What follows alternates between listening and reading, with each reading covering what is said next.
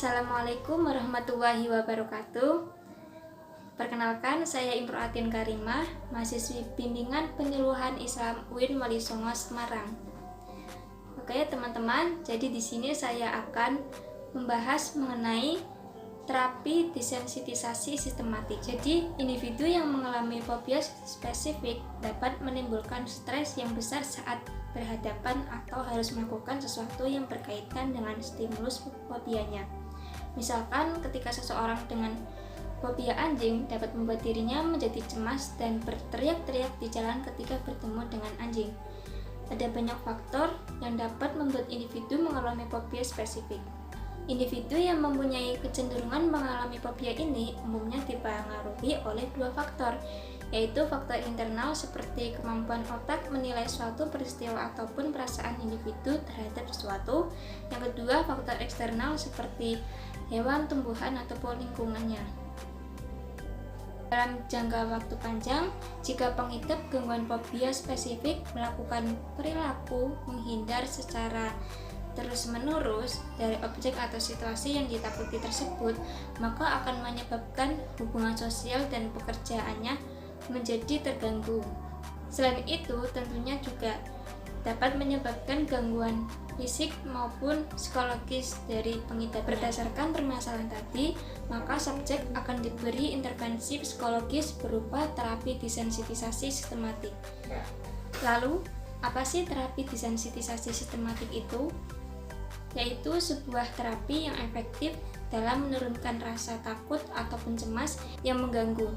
Di dalam terapi ini, individu akan membayangkan secara bertahap situasi yang memunculkan ketakutan, kemudian melakukan perilaku yang melawan ketakutan tersebut, misalnya dengan relaksasi.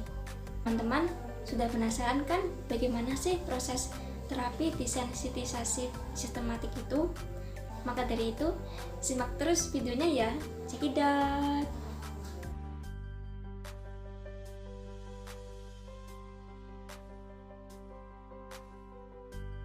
Oke, kali ini saya bersama Mbak Nina ya. Nah, teman-teman, jadi Mbak Nina ini mengalami fobia spesifik, yaitu takut dengan ketinggian.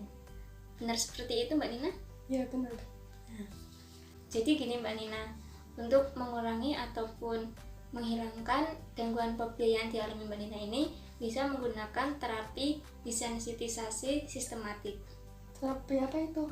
Jadi terapi ini itu untuk menurunkan ketakutan atau kecemasan yang dialami oleh Mbak Nina. Nah, Mbak Nina, dalam terapi ini itu nanti kita menggunakan 3 fase. Jadi nanti Mbak Nina mengikuti instruksi dari saya ya. Iya. Apakah Mbak Nina sudah siap? Sudah. Oke. Jadi yang pertama menggunakan teknik relaksasi, yaitu dengan pernafasan dalam, dan bisa pejamkan mata sekalian ya Mbak. Iya. Oke, bisa dimulai dari sekarang. Bisa. Pejamkan mata terlebih dahulu Mbak Nina, lalu ambil nafas secara dalam-dalam, tahan selama 5 hitungan, dan hembuskan nafas itu secara perlahan-lahan. Ulangi kegiatan itu selama 3 kali ya Mbak. Sudah lebih rileks Mbak Nina? Sudah. Oke, nanti Mbak Nina akan pejamkan mata dan membayangkan hal-hal positif yang nantinya akan saya ucapkan. Iya. Oke, sekarang pejamkan mata terlebih dahulu Mbak. Sudah mulai rileks? Iya. Oke, lalu bayangkan Mbak Nina sedang liburan bersama keluarga di sebuah bukit Pawuluhan yang ada di Pekalongan. Di sana, Mbak Nina dan keluarga sedang menikmati momen berkumpul bersama.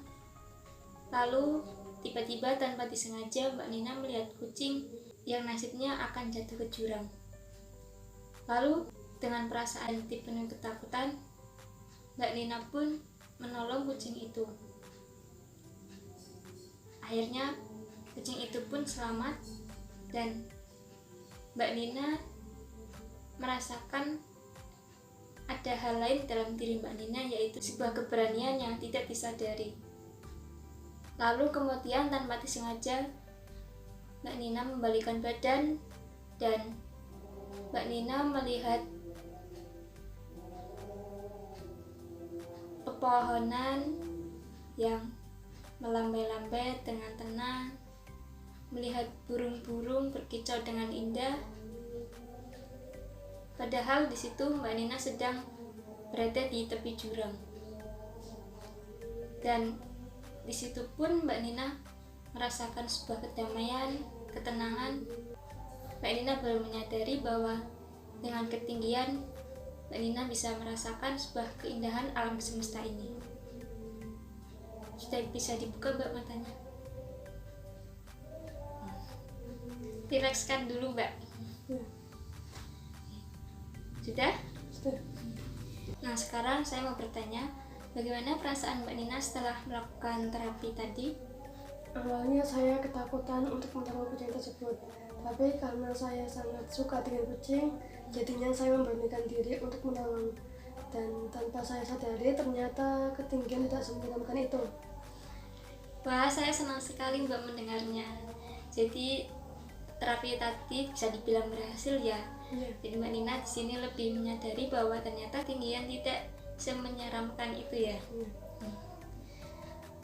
Oke, jadi nanti ketika suatu saat ketakutan atau kecemasan itu kembali menghantui Mbak Nina bisa mencoba terapi ini dengan sendirinya ya. Iya. Jadi minimal dengan tadi melakukan teknik relaksasi pernafasan terlebih dahulu biar Mbak Nina bisa rileks. Oke. Nah sekarang apakah ada yang mau Mbak Nina sampaikan? Terima kasih karena sudah membantu saya menghilangkan fobia tersebut. Ya sama-sama Mbak. Ya saya senang bisa membantu Anda. Semoga Mbak Nina bisa menjadi lebih baik ke depannya ya. Iya. Ya. Sekarang mau langsung pulang Mbak apa gimana? Iya, langsung pulang saja. Ya, hati-hati di jalan ya. Salam buat keluarga. Iya, terima kasih. Sama-sama. Nah, gimana teman-teman? Kira-kira sudah paham atau belum mengenai terapi ini? Pokoknya terima kasih ya sudah menonton sampai akhir. Semoga bermanfaat. Mohon maaf bila salah kata. Terima kasih. Wassalamualaikum warahmatullahi wabarakatuh. Dadah.